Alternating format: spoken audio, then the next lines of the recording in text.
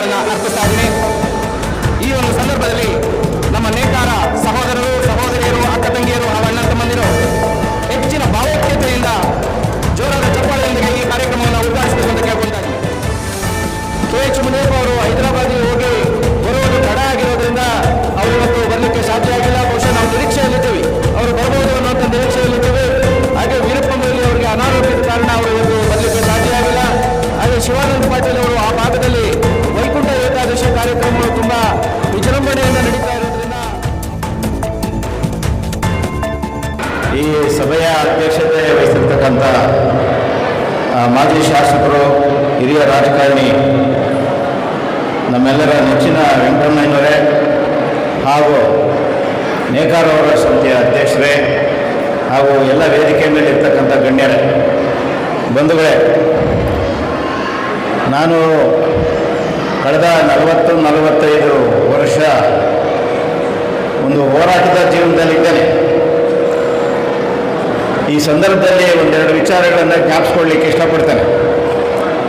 ಬಹುಶಃ 1985-86 ಅಂತ ಕಾಣುತ್ತೆ, ಹೇಮಂತ್ ರಾಜ್ ಅವರು ಅದನ್ನೆಲ್ಲ ಪ್ರಸ್ತಾಪ ಮಾಡಿದರೆ ಚೆನ್ನಾಗಿತ್ತು.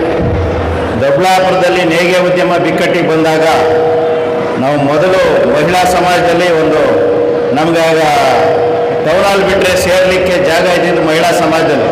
ಆ ಮಹಿಳಾ ಸಮಾಜದಲ್ಲಿ ನಾವು ಮೊದಲಿಗೆ ನೇಕಾರರ ಒಂದು ಸಭೆನ ಮಾಡಿದ್ವಿ ನಾವೆಲ್ಲ ಸೇರಿ. ಮುಖ್ಯವಾಗಿ ನಾವು ಕಮ್ಯುನಿಸ್ಟರು ಪ್ರಾರಂಭ ಮಾಡಿದ್ದು. ನಮ್ಮ ರಾಜ್ಯ ಮಟ್ಟದ ದೊಡ್ಡ ಮುಖಂಡರು ಸೂರ್ಯನಾರಾಯಣರವರು ಸಹ ಅವತ್ತು ಬಂದಿದ್ದರು.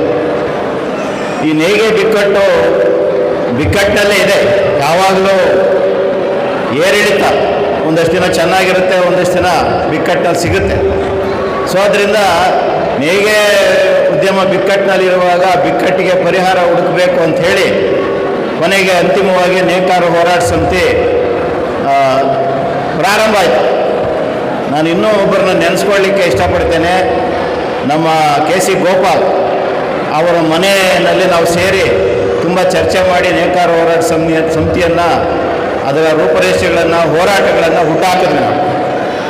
ಭಾಳ ಒಂದು ಸಂತೋಷ ಏನು ಅಂತಂದರೆ, ಇವತ್ತು ನೇಕಾರ ಹೋರಾಟ ಸಮಿತಿ ಈ ಒಂದು ದೀರ್ಘಕಾಲದ ಪ್ರಯಾಣವನ್ನು ನಡೆಸಿ 25 ವರ್ಷ ಒಂದು ಸಂಭ್ರಮ ಆಚರಣೆ ಮಾಡ್ತಾ ಇರೋದು ಒಂದು ವಿಷಯ.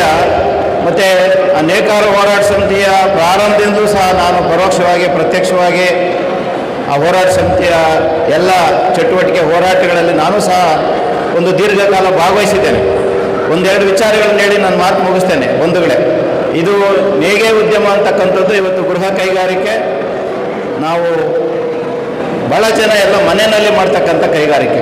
ಇವತ್ತು ನಮ್ಮ ನೇಕಾರ ಹೋರಾಟ ಸಮಿತಿಯ ಮಂಜುನಾಥ್ ಹೇಳ್ತಾ ಇದ್ರು, ಅವರು ನಮ್ಮ ಹಳೆಯ ಸ್ನೇಹಿತರು, ನಾವೆಲ್ಲ ಜೊತೆಗಾರರು. ಬಹುಶಃ ಕಳೆದ 40 ವರ್ಷದಲ್ಲಿ ನಾನೆಂದೂ ನೋಡದೇ ಇರ್ತಕ್ಕಂಥ ಒಂದು ಬಿಕ್ಕಟ್ಟು ಇವತ್ತು ನೇಯ್ಗೆ ಉದ್ಯಮಕ್ಕೆ ಬಂದಿದೆ. ಇವತ್ತು ನೇಯ್ಗೆ ಉದ್ಯಮವನ್ನು ನಡೆಸಲಿಕ್ಕೆ ಸಾಧ್ಯ ಇಲ್ಲ ಅಂತಕ್ಕಂಥ ಒಂದು ಸ್ಥಿತಿ ನಿರ್ಮಾಣ ಆಗಿದೆ ಅಂತ ನಾವೊಂದು ಅರ್ಥ ಮಾಡ್ಕೊಳ್ಬೇಕು. ನಾನು ನಿಮ್ಮಲ್ಲಿ ಮನವಿ ಮಾಡ್ತೇನೆ, ಕೇವಲ ನೇಯ್ಗೆ ಉದ್ಯಮ ಅಲ್ಲ, ಎಲ್ಲ ಗೃಹ ಕೈಗಾರಿಕೆ, ಸಣ್ಣ ಕೈಗಾರಿಕೆಗಳು, ಮಧ್ಯಮ ಕೈಗಾರಿಕೆಗಳು ಇವತ್ತು ಬಿಕ್ಕಟ್ಟಿಗೆ ಸಿಲುಕಿದ್ದಾವೆ. ದೇಶದಲ್ಲಿ ಒಂದು ಅಂಕಿಅಂಶದ ಪ್ರಕಾರ ಒಂದು 40-45 ಲಕ್ಷ ಸಣ್ಣ ಕೈಗಾರಿಕೆಗಳು ಮುಚ್ಕೊಂಡೋಗಿದೆ ಅಂಥೇಳಿ ಇವತ್ತು ಒಂದು ವರದಿ ಇದೆ. ಇವತ್ತು ಈ ಕೇಂದ್ರದಲ್ಲಿ ಅಧಿಕಾರ ನಡೆಸ್ತಾ ಇರ್ತಕ್ಕಂಥ ಸರ್ಕಾರಕ್ಕೆ ಇದು ರಾಜಕೀಯ ಭಾಷಣ ಅಂತ ಯಾರು ಭಾವಿಸಬೇಡಿ. ಇವತ್ತು ಕೇಂದ್ರದಲ್ಲಿ ಅಧಿಕಾರ ನಡೆಸ್ತಾ ಇರ್ತಕ್ಕಂಥ ಸರ್ಕಾರಕ್ಕೆ ಸಣ್ಣ ಕೈಗಾರಿಕೆಗಳು, ಗೃಹ ಕೈಗಾರಿಕೆಗಳು, ಮಧ್ಯಮ ಕೈಗಾರಿಕೆಗಳನ್ನು ಉಳಿಸಬೇಕು ಅಂತಕ್ಕಂಥ ಒಂದು ಆ ಕಾಳಜಿ, ಮನೋಸ್ಥಿತಿ ಹೋಗ್ಬಿಟ್ಟಿದೆ. ಇವತ್ತು ಸರ್ಕಾರಗಳ ಗಮನ ದೊಡ್ಡ ದೊಡ್ಡ ಬಂಡವಾಳಗಾರರ ಕಡೆ ಇರೋದ್ರಿಂದ ಇವತ್ತು ಸಣ್ಣ ಉದ್ಯಮೆ ಅನ್ನೋದು ತುಂಬ ಬಿಕ್ಕಟ್ಟಿಗೆ ಸಿಲುಕಿದೆ. ಆದ್ದರಿಂದ ನಾವು ಹೋರಾಟ ಮಾಡದೆ ಬೇರೆ ದಾರಿ ಇಲ್ಲ. ಎಲ್ಲ ವಿಭಾಗದ ಜನ, ಅದು ರೈತರು, ಕಾರ್ಮಿಕರು, ಬಡವರು, ಸಣ್ಣ ಸಣ್ಣ ಕೈಗಾರಿಕೆಗಳು, ಸಣ್ಣ ಸಣ್ಣ ಉದ್ದಿಮೆದಾರರು, ಉದ್ಯಮಿಗಳು ಎಲ್ಲರೂ ಸಹ ಇವತ್ತು ಹೋರಾಟ ಮಾಡುವಂಥ ಒಂದು ಅನಿವಾರ್ಯ ಸ್ಥಿತಿ ಇವತ್ತು ಬಂದಿದೆ. ಆದ್ದರಿಂದ ಹೋರಾಟ ಮಾಡದೆ ನಾವು ಉಳಿಲಿಕ್ಕೆ ಸಾಧ್ಯ ಇಲ್ಲ. ಮತ್ತು ಎಲ್ಲ ಸಮಸ್ಯೆಗಳಿಗೂ ಸಹ ಸರ್ಕಾರ ಇವತ್ತು ದೊಡ್ಡ ಪ್ರಮಾಣದಲ್ಲಿ ಮಧ್ಯಪ್ರವೇಶ ಮಾಡಲಿಲ್ಲ ಅಂದರೆ ನಮ್ಮ ನೇಯ್ಗೆ ಉದ್ಯಮ ಉಳಿಯೋದು ತುಂಬ ಕಷ್ಟ ಇದೆ. ಆದ್ದರಿಂದ ಈ ಹೇಮಂತ್ ರಾಜು ಹೇಳಿದಾಗೇ ಈ ನೇಯ್ಗೆ ಉದ್ಯಮದಲ್ಲಿ ಇರ್ತಕ್ಕಂಥ ಎಲ್ಲರೂ ಸಹ ಅದು ಸಣ್ಣವರು ದೊಡ್ಡವರು ಕಾರ್ಮಿಕರು ಎಲ್ಲರೂ ಸಹ ಇವತ್ತು ಒಗ್ಗಟ್ಟಿನಿಂದ ಈ ನೇಯ್ಗೆ ಉದ್ಯಮದ ಸಮಸ್ಯೆಗಳಿಗೆ ಪರಿಹಾರ ಕಂಡುಕೊಳ್ಬೇಕಾಗಿದೆ.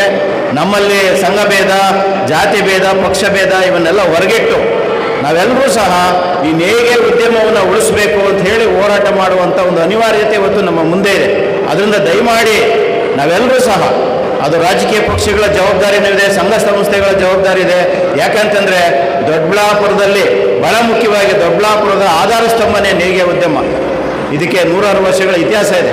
ಆದ್ದರಿಂದ ಇವತ್ತು ನೇಯ್ಗೆ ಉದ್ಯಮವೇ ಇವತ್ತು ನಶಿಸಿ ಹೋಗುವಂಥ ಒಂದು ಸ್ಥಿತಿ ನಿರ್ಮಾಣ ಆಗಿದೆ ಅಂತಂದರೆ ನಾವೆಲ್ಲರೂ ಸಹ ನೋಡಿಕೊಂಡು ಸುಮ್ಮನಿರಕ್ಕೆ ಸಾಧ್ಯ ಇಲ್ಲ. ಎಂಥ ಹೋರಾಟಕ್ಕೂ ಸಹ ನಾವು ಸಿದ್ಧರಾಗಬೇಕಾಗುತ್ತೆ. ಆದ್ದರಿಂದ ನಾವೆಲ್ಲರೂ ಸೇರಿ ಒಗ್ಗಟ್ಟಿನಿಂದ ಹೋರಾಟ ಮಾಡೋಣ ಅಂತ ಹೇಳಿ ಇಲ್ಲಿ ಮಾತನಾಡಲಿಕ್ಕೆ ಅವಕಾಶ ಕೊಟ್ಟಂಥ ತಮ್ಮೆಲ್ಲರಿಗೂ ಅನಿಸಿ ನಾನು ಮಾತು ಮುಗಿಸ್ತೀನಿ. ನಮಸ್ಕಾರ.